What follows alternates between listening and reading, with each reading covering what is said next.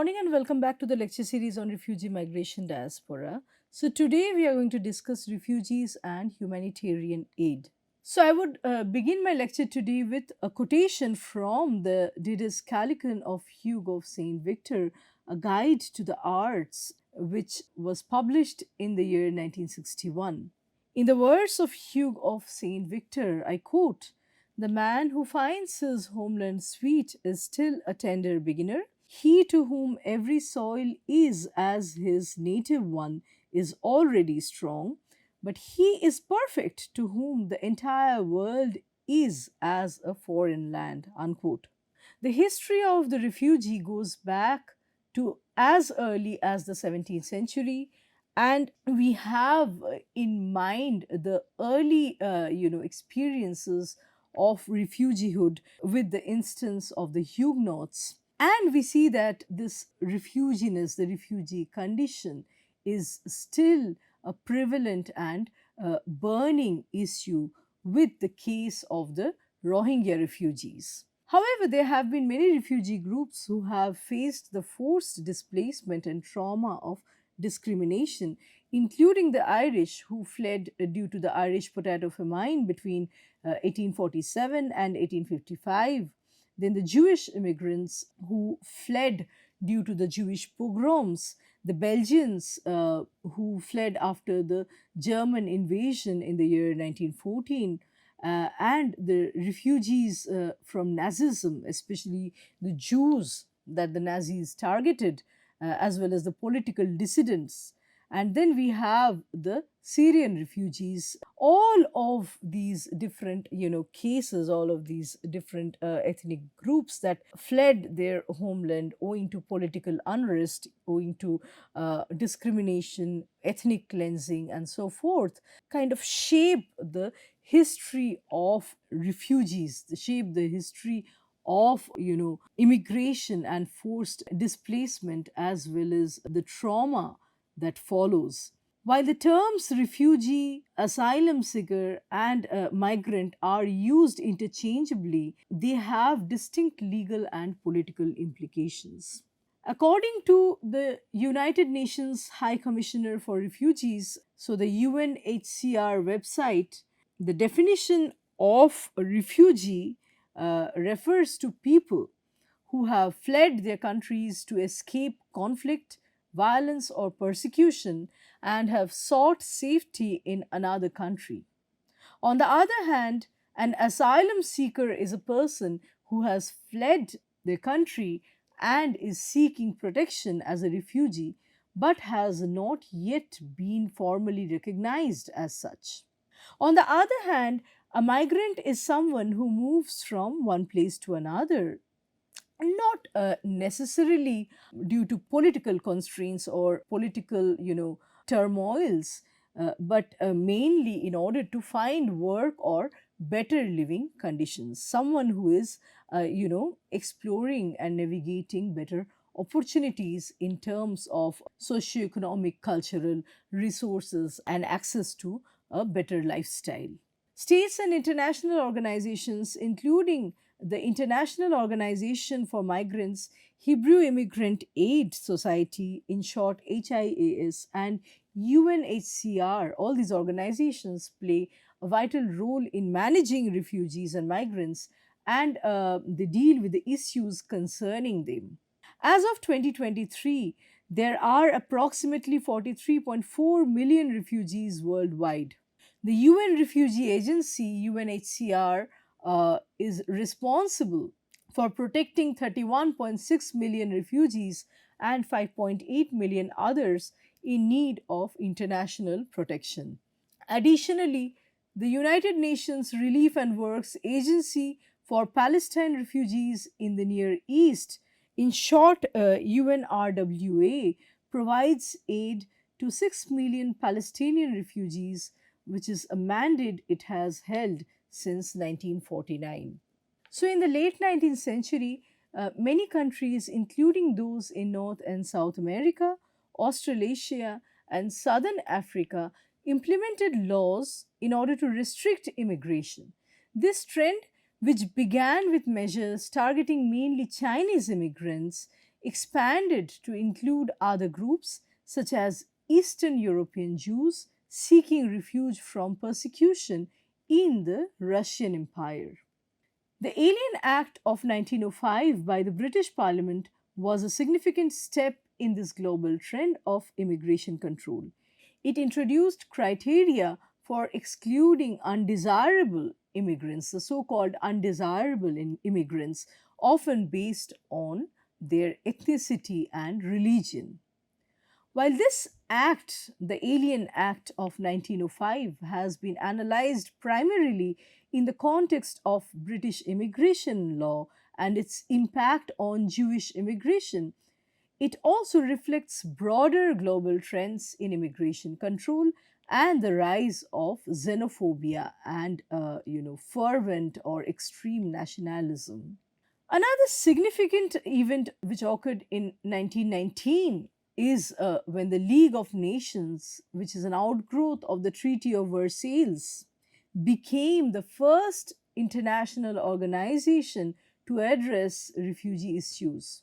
So in 1919, we see that the League of Nations, an outgrowth of the Treaty of Versailles, becomes the first international organization that addresses the refugee issues. So, Shauna Labman highlights that following the civil wars and famines in Russia, nearly 1 million refugees sought asylum in Europe in the early 20th century. So, this humanitarian crisis, which was further exacerbated or worsened by the devastation wrought by the First World War, highlighted the issue of refugee protection to the international stage. The League of Nations appointed Fridtjof Nansen as the first High Commissioner for Refugees, which marked a significant step towards international cooperation in providing humanitarian aid and protection for refugees. So, Fridtjof Nansen introduced the Nansen Passport, which is a travel document designed to aid refugees. While not a traditional passport, it provides refugees with a legal identity. It was meant to provide the refugees with a legal identity, thereby enabling them to travel internationally and access essential services. However, the Nansen's passport facilitated the movement of refugees rather than guaranteeing their resettlement. It enabled refugees to travel to countries that are willing to accept them, but it did not compel any nation to provide asylum. Although the attempt by the League of Nations turned out to be a success in addressing the refugee crisis, it eventually dissolved due to the aftermath of the Second World War. In response to the massive displacement caused by the war, the United Nations Relief and Rehabilitation Administration, in short UNRRA, was established in the year 1943 to assist the repatriation of the displaced persons in Europe as an aftermath of the Second World War. In 1947, the International Refugee Organization, IRO, was established by the UN to assist refugees that are displaced by the Second World War. It oversaw the resettlement of millions of refugees to different parts of the world in various countries, including the United States, Canada, Australia, Israel, and European nations. The United Nations General Assembly established the Office of the United Nations High Commissioner for Refugees, or UNHCR, in 1949, and it began its operations by 1951. So, UNHCR started functioning or actively operating from 1951. In the same year, the Convention relating to the status of refugees was adopted, which provided a legal framework for the protection of refugees worldwide. The 1951 Refugee Convention established the principle of non refoulement, which prohibits states from returning refugees to countries where their lives or freedom would be at risk. This fundamental principle ensures that refugees are protected from persecution and harm. Former UNHCR High Commissioner Ruud Lubbers recognized the limitations of the 1951 Refugee Convention and acknowledged the need for additional measures in order to address the evolving challenges centering the refugees and the general conditions of refugeehood. The concept of Convention Plus thereby came up. So, in over and above the 1951 Refugee Convention, the concept of Convention Plus was introduced in the Agenda for Protection in the year 2002. So, this Convention Plus was introduced in the Agenda for Protection in 2002, which aimed at strengthening further the 1951 Convention and additionally providing more comprehensive protection for the refugees. The Convention Plus initiative aims to enhance international cooperation in addressing refugee crisis. So, Convention Plus includes sharing the burden of refugee resettlement among different countries, developing comprehensive plans for large scale refugee outflows, as well as coordinating efforts in order to provide aid and support to the refugees in their regions of origin. Now, the multilateral framework of understandings, in short, MFU, which was developed by Canada and other countries in the year 2004, aimed at enhancing international cooperation on refugee resettlement. So, while the MFU was a significant step forward, it did not impose a legal obligation on the states to resettle the refugees. It was designed as a non binding framework to encourage greater cooperation and burden sharing among different countries. Labman also notes that the MFU falls short of addressing the fundamental challenges of refugee protection. It primarily focuses on voluntary cooperation among states rather than establishing a legally binding framework for refugee resettlement. What is more, Labman concludes that it is crucial to draw upon past experiences and implement comprehensive international solutions to effectively address the global refugee crisis. Now, talking about the current scenario vis a vis the refugees and migrations worldwide, we cannot not talk about the Rohingya refugees. The Rohingya people, one of the world's most persecuted minorities, have faced severe violence and displacement in Myanmar. In 2017, a brutal military crackdown forced over 700,000 Rohingyas to flee to neighboring Bangladesh, thereby creating the world's largest refugee camp. Despite facing immense challenges, including limited access to basic necessities and ongoing threats to their safety, Rohingya refugees have also sought asylum in countries such as India. However, their overall position remain rather precarious with restricted human rights. Driven from their homeland, which is Myanmar, due to brutal violence and ethnic cleansing process over decades and systemic discrimination, they have now sought refuge in neighboring countries, primarily in Bangladesh and then in India. However, the conditions in refugee camps are not very good, and many Rohingyas are resorting to desperate measures such as undertaking dangerous sea voyages to other countries in the South Asian region and even beyond. The international community has a moral obligation to provide protection and support to the Rohingyas. While countries like India, Indonesia, and Malaysia have offered some assistance, they have also imposed significant restrictions on the Rohingya refugees. So, when we see this entire historical chapter of Rohingya persecution from a humanitarian lens, we feel that it is an international obligation to provide a safe haven to those that are fleeing persecution so they can live, they can survive with the basic human dignity and access to basic, resources for survival.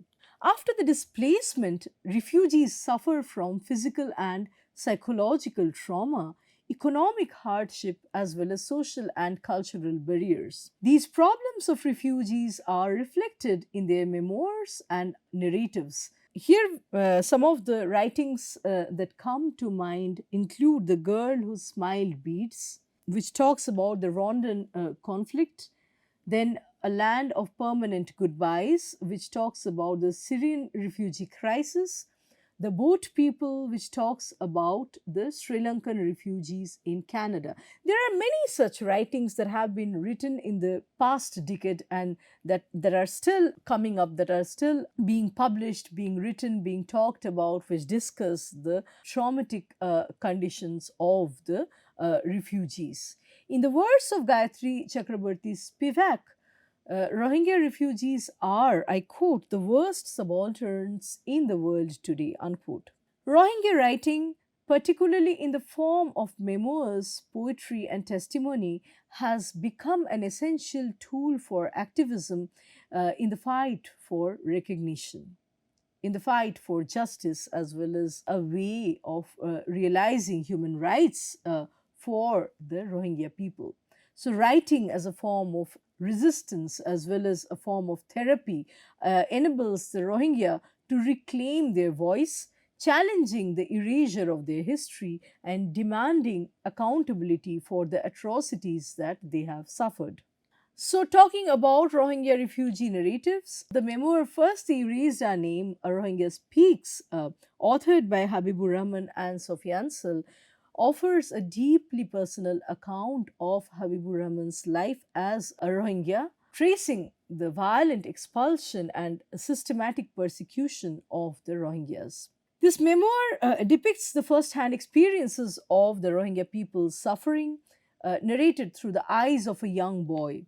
It sheds light on the historical persecution of the Rohingya and the violence that they have endured, which ultimately leads to their displacement. This memoir serves as a powerful narrative documenting the dehumanizing experiences of displacement, loss, and survival.